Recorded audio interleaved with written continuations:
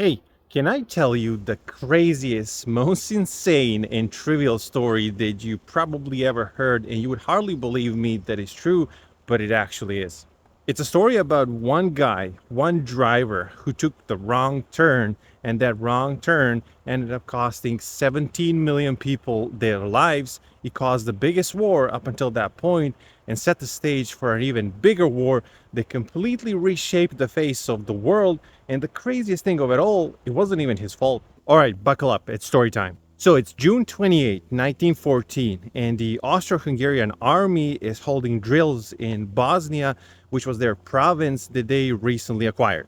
Now, Franz Ferdinand is the heir to the throne, but he's also the inspector general of the army. So he's there in Sarajevo, rocking down the street in an open faced car with his entourage, with people on both sides. Now, not everybody are happy about this in Bosnia, and there's this secret organization called Young Bosnia, who's actually hell-bent on getting Bosnia outside of all of that Austro-Hungarian realm, and their members come up with a plan to get rid of Franz Ferdinand when he was in Sarajevo, and they were helped with the fact that the Austro-Hungarian authorities issued the predetermined route, so people knew exactly where they're going to be because they wanted a parade. Now, 7 members of this organization mix with the people, and they're waiting their opportunity for the car to pass by so they can take out the Archduke.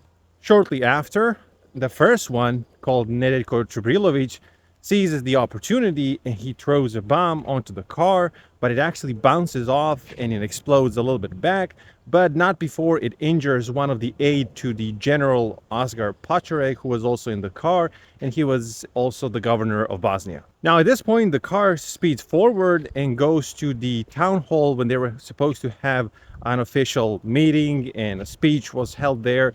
And the Archduke actually decides to proceed with the whole thing because he was irritated and he refused to call everything off. Now, there's a funny scene where the mayor of Sarajevo holds the speech, and he actually didn't change the original speech, in which he praises the citizens of Sarajevo for welcoming the future leader, to which he explodes and tells them, well, I came here as a friend and you're throwing bombs at me. Anyways, following this, they decide to change the route. And this is the most pivotal and craziest thing of it all. So they decide they're going to change the route because of everything that happened. So they just want to avoid future problems. But here's the problem. See, all the higher-ups they're talking about this are speaking in German.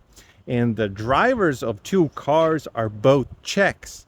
And they don't speak German. Not only that, but absolutely nobody out of those people over there thinks to make sure that the drivers actually know that they're supposed to take a different route.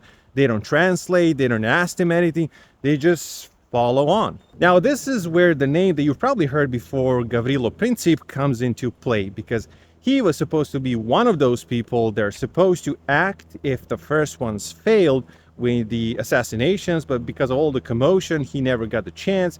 He's frustrated. He finds himself in the Sarajevo bazaar in front of a store. Now, legend says that he was hungry and he stopped for a sandwich because it was Bosnia, maybe it was a burek, but who knows? Anyways, he was right there, and here comes the crucial part of the story. Now, the driver, Leopold Loika, takes the turn in the predetermined route because nobody told him that anything changed, and he finds himself in the street where the bazaar is. Now, Oscar Pačarek realizes this and shouts at the driver to stop and put it in reverse because they're supposed to go the other way.